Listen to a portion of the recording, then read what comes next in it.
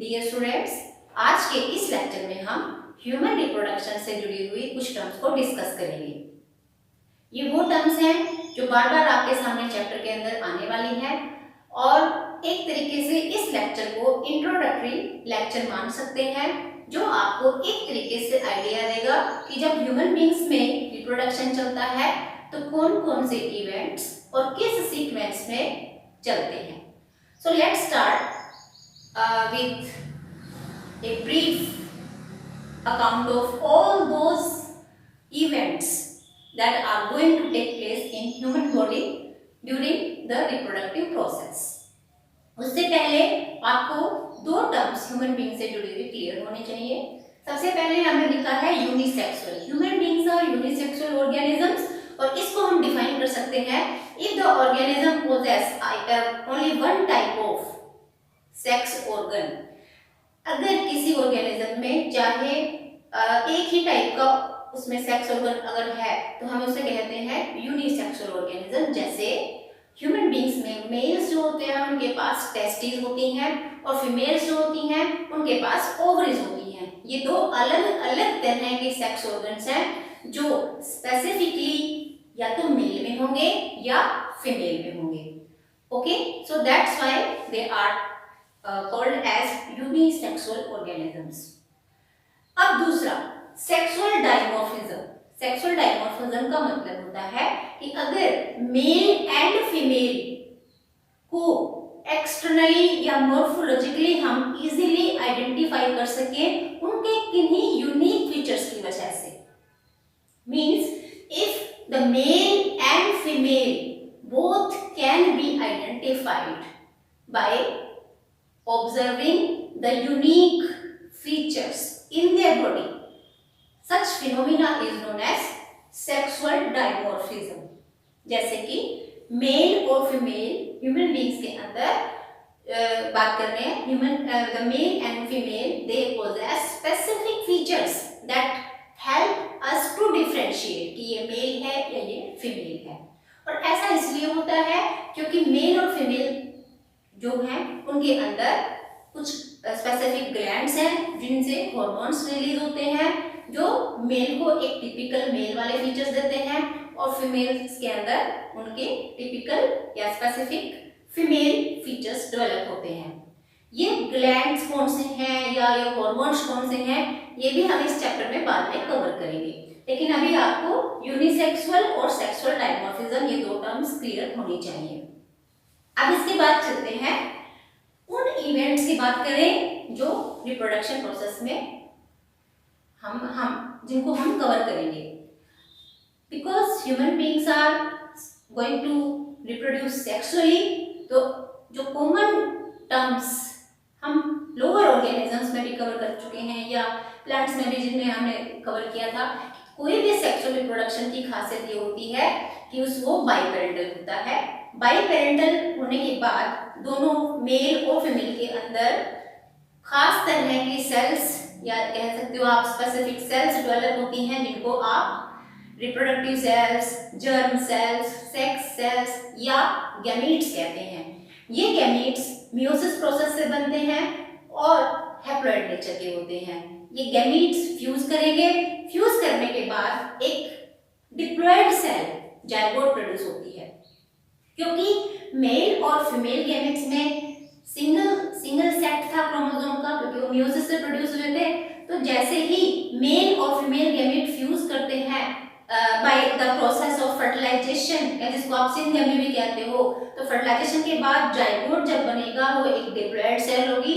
वो diploid cell जो है उसके अंदर मेल और फीमेल पेरेंट का एक एक सेट होगा, यानी कि zygote will be having double the set of chromosomes.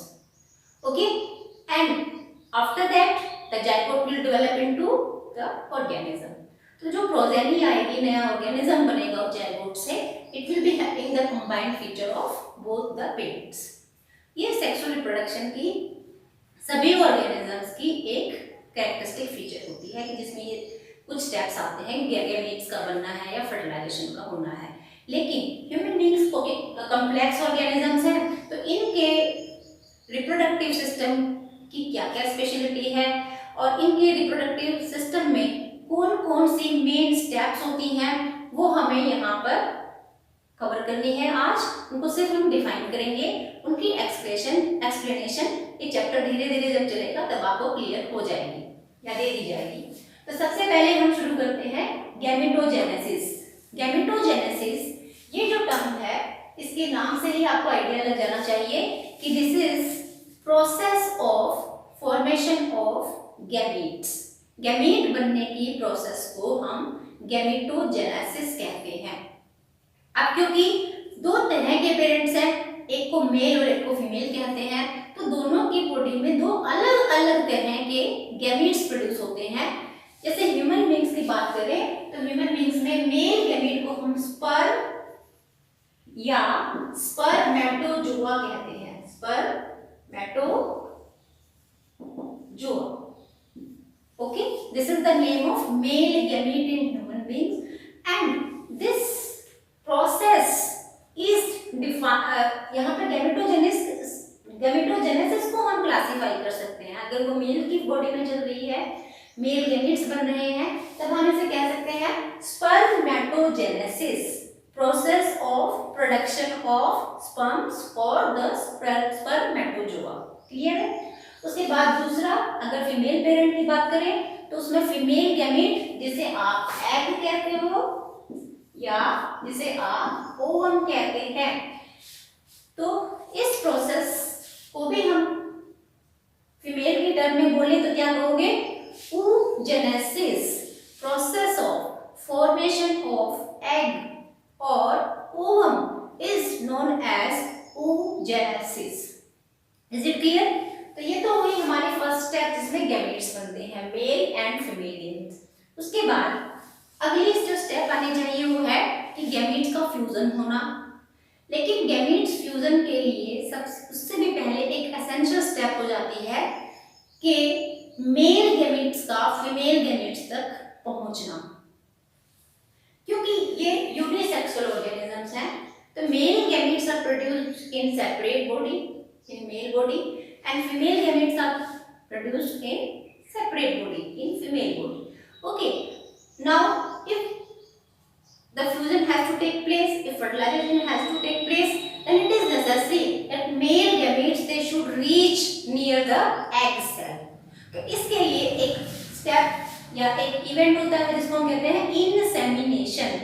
Insemination का मतलब होता है जब मेल पेरेंट स्पर्म्स को या स्पर्मेटोजोआ को फीमेल की बॉडी में डिपॉजिट करता है। Insemination is deposition of male gametes in the body of female. Okay, this is the second step. अब जब एग तक स्पर्म्स पहुंचा दिए जाते हैं इंसेमिनेशन प्रोसेस से, तो अगली स्टेप फर्टिलाइजेशन होगी। आप देखें यहाँ पे इंसेमिनेशन या जो स्पर्म्स का एग के पास जाना हुआ, ये एक इंटरनल प्रोसेस हो गई है। कुछ ऑर्गेनिजम्स होते हैं जहाँ पर फर्टिलाइजेशन प्रोसेस एक्सटर्नल होती है, जहाँ पे मेल और फीमेल गैमेट्स जो हैं वो एक्सटर्नली मतलब बॉडी से बाहर फ्यूज होते हैं, लेकिन यहाँ पर female gamete is present in the female reproductive tract. That's why the sperms they have to reach near the female egg by moving through the reproductive tract. Okay, तो यहाँ पे हो गया इंसेमिनेशन। जब एग के पास स्पर्म्स पहुंच जाते हैं तो नेक्स्ट स्टेप क्या होगी? फर्टिलाइजेशन या सिनगेमी प्रोसेस। और फर्टिलाइजेशन भी हम यहाँ पर क्या कहेंगे? इंटरनल फर्टिलाइजेशन होता है ह्यूमन बींग्स के अंदर, और मेल और फीमेल गैमेट्स फ्यूज कर जाते हैं। अब फ्यूजन के बाद नेक्स्ट प्रोडक्ट क्या हुआ? जाइगोट। जाइगोट से एकदम जैसे ही जाइगोट बनता है उसके इमीडिएटली बाद क्लीवेज या स्पेशलाइज्ड माइटोटिक डिवीजन उस एक सेल में शुरू हो जाते हैं। जैसे यहाँ पर मैंने एक सेल दिखाई, 1 से 2 सेल बनना, 2 से 4 सेल बनना, ये सब हम डेवलपमेंटल स्टेजेस में पढ़ेंगे इस चैप्टर के अंदर। लेकिन अभी इतना याद रखिएगा कि zygote immediately starts dividing. Okay, and the divisions are known as cleavage divisions, and there are some stages which will be form like morula, blastula, इस तरह के कुछ स्ट्रक्चर स्पेशल वहां पर बनने शुरू हो जाते हैं। अब ये जाइगोट जैसे ही एम्ब्रियो फॉर्मेशन इसकी स्टार्ट हो गई, तो ये जरूरी है कि इसे फीमेल रिप्रोडक्टिव ट्रैक्ट के अंदर ऐसे जगह पर अपने आप को ये अटैच कर ले जहां से ये फीमेल से अपना न्यूट्रिशन डिराइव कर सके, क्योंकि ह्यूमन बींग्स में जो फर्टिलाइजेशन प्रोसेस है ये इंटरनल है। इसके साथ साथ हम याद रखें कि डेवलपमेंटल प्रोसेस भी इंटरनल है। डेवलपमेंट भी ऑर्गेनिज्म की फीमेल बॉडी के अंदर ही होनी है। इसीलिए जैसे ही जाइगोट बना, तो जाइगोट बनने के बाद जैसे जैसे नेक्स्ट स्टेप्स चलने शुरू हुई, जैसे एम्ब्रियो बनने की जो स्टेप शुरू हुई, तो उन डेवलपिंग स्ट्रक्चर्स को अब फीमेल बॉडी के साथ अपने आप को अटैच करना है, जिससे कि मदर से या उस फीमेल से वो अपना न्यूट्रिशन ले सके और डेवलपमेंटल प्रोसेस को प्रोसीड कर सके। तो इसके लिए फीमेल रिप्रोडक्टिव ट्रैक्ट का एक इंपॉर्टेंट पार्ट होता है जिसको आप कहते हो यूट्रस। यूट्रस के साथ ब्लास्टुला नामक एक स्ट्रक्चर अपने आप को अटैच कर लेता है। That process is known as implantation. What is morula, what is blastula, that will be covered in the chapter later when we reach up to there। लेकिन अभी आप याद रखिए कि जाइगोट तो सिंगल सेल स्ट्रक्चर था, लेकिन जैसे जैसे वो मल्टी सेलुलर स्ट्रक्चर बनने लगा, तो उसमें उससे एक ऐसा मल्टी सेलुलर स्ट्रक्चर तैयार होता है जिसको हम बोलते हैं ब्लास्टुला। और इसी ब्लास्टुला स्टेज तक पहुंचने के बाद ही वो यूट्रस में जाकर और जो मदर की यूट्रस की जो वॉल है उसके साथ अपने आप को अटैच कर लेता है। अटैचमेंट का रीजन क्या है? Because it has to make a connection with the body of mother so that it can absorb the nutrients, so that it can exchange the gases, so that it can remove its waste material. अभी ये जो multi cellular structure बना है इसमें organs नहीं बने हैं, ये पूरी तरीके से डिपेंड रहने वाला है अपनी मदर के ऊपर सभी चीजों के लिए। इसीलिए it need to get attached to the wall of female body, and that process is implantation. Implantation is attachment और embedding of blastula to the wall of uterus. Okay, अब जब ये अटैचमेंट हो जाती है तो उसके बाद धीरे धीरे वो जो मल्टी सेलुलर स्ट्रक्चर है एम्ब्रियो फीटस में डेवलप होना शुरू होता है। तो उसमें एक स्टेप आती है जिसको हम बोलते हैं यहाँ पर gastrulation. Gastrulation means formation of 3 germ layers. जब हम बात करते हैं कि कोई भी एक सेल जब धीरे धीरे मल्टी सेलुलर मास में बदल रही है, तो मल्टी सेलुलर मास में बदलने का मतलब ये नहीं है कि वो एक ऑर्गेनिज्म बन रहा है, ये तो सिर्फ एक पाइल हो गया, उन सेल्स का ग्रुप हो गया जिसका कोई भी अभी हम ये नहीं कह सकते कि ये हार्ट है या ये लंग्स बने हैं, उस ऑर्गन्स की हम बात यहाँ नहीं कर सकते हैं। तो to give it a special shape, to give it a specificity, the group of cells, it the multicellular at this multicellular state, the different cells organize themselves into 3 different layers। 3 तरह की लेयर्स बन जाती हैं जिनको आप germ layers कहते हैं। और इन जर्म लेयर्स के हम यहाँ पे नाम लिख सकते हैं, जैसे एक्टोडर्म, मेसोडर्म एंड एंडोडर्म। ये 3 लेयर्स बन जाती हैं। और एक्टोडर्म, मेसोडर्म और एंडोडर्म, इन 3 लेयर्स के बनने का मतलब ये है या ये इंडिकेट करती हैं कि अब इन सेलुलर लेयर्स के पास एक स्पेसिफिक वर्क है।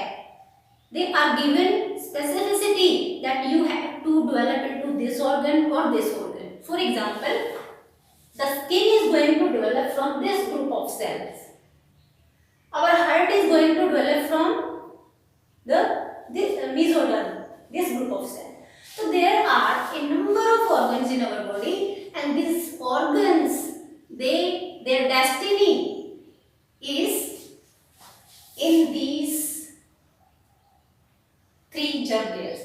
मतलब इन तीनों germ layers के अंदर जो cells हैं उनका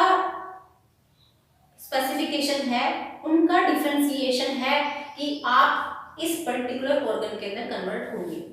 क्लियर है? तो gastrulation is formation of 3 germ layers. उसके बाद धीरे धीरे जैसे मैंने कहा कि जर्म लेयर्स जब एक बार डिफरेंशिएट हो जाती हैं तो उन तीनों जर्म लेयर से अलग अलग तरह के ऑर्गन्स बनना शुरू हो जाते हैं। The process is known as organogenesis. Organogenesis is the formation of organs in developing foetus. Clear है? इसके बाद अब जब पूरी तरीके से वो फीटस डेवलप हो जाता है, सारे ऑर्गन्स बन जाते हैं उसके, याद रखेंगे अभी भी वो मदर के यूट्रस वॉल के साथ कनेक्शन में है, अभी भी वो मदर के ऊपर डिपेंड करता है सभी स्ट्रक्चर डेवलप होने के बाद भी, कि उसे फूड भी मां से लेना है, उसे गैसेस का एक्सचेंज भी मदर से करना है, एक्सक्रीटरी वेस्ट भी उसे बाहर निकालने हैं, हॉर्मोन्स जो मदर की बॉडी के हैं, there are number of things that the fetus and the mother they are sharing. okay, तो यहाँ पे जब ऑर्गेनोजेनेसिस पूरी हो जाती है, फीटस पूरी तरीके से डेवलप हो जाता है, तो अब अगला जो स्टेप होना चाहिए वो ये है कि the foetus fully developed fetus should come out the mother's body। तो उस वक्त वो जो प्रोसेस है पार्ट ड्यूरेशन कहलाती है। पार्ट ड्यूरेशन प्रोसेस इज बिल्कुल सिंपल कहें तो it is process of giving birth to the fully developed fetus, या आप कह सकते हो parturition is the process when the fully developed fetus is expelled from the body of female। Okay, the part duration process. और ये gametogenesis से लेके यहाँ तक रिप्रोडक्शन प्रोसेस जो है कंप्लीट हो जाती है। अब यहाँ पे मैंने एक टर्म और लिखी है जेस्टेशन पीरियड, जो आपको यहाँ पर चैप्टर में सुनने को मिलेगी। जेस्टेशन पीरियड को हम मानते हैं, पीरियड मतलब ये एक पर्टिकुलर टाइम स्केल दिया हुआ है कि जैसे जाइगोट बन गया, यहाँ पे ये जाइगोट है और पार्ट ड्यूरेशन प्रोसेस हुई नहीं है लेकिन टाइम आ चुका है, यानी कि this is fully developed foetus. तो ये जितना टाइम लगता है, the time taken by the fully developed foetus for its development, it starts from the zygote, ये फर्स्ट सेल थी, और इस जाइगोट से इस पूरे कंप्लीट डेवलपमेंटल पीरियड तक जितना भी टाइम हमें लगा है उसे हम बोलते हैं जेस्टेशन पीरियड। ओके, और जैसे ये हर ऑर्गेनिज्म में अलग अलग हो सकता है, ह्यूमन बींग्स की जब बात चल रही है तो this is 280 days, approximate 280 days, या जिसको आप 9 मंथ्स का पीरियड भी बोलते हैं। तो 9 मंथ का पीरियड एक फीटस लेता है पूरा कि उसकी डेवलपमेंट मदर की बॉडी में हो सके। ये तो प्रीनेटल डेवलपमेंटल चेंजेस हुए। इसके बाद इस चैप्टर में आपने पोस्टनेटल केयर की भी हम बात करेंगे, जिसमें हम मेमोरी ग्लैंड्स के स्ट्रक्चर्स को भी पढ़ेंगे। तो ये एक ब्रीफ इंट्रोडक्शन थी ह्यूमन रिप्रोडक्शन चैप्टर से जुड़ी हुई, और इसके बाद हम नेक्स्ट लेक्चर में male and female reproductive system को स्टडी करेंगे। हमें ये देखना है कि किस ऑर्गन का किस इवेंट में क्या रोल रहता है। And I hope this is clear to you.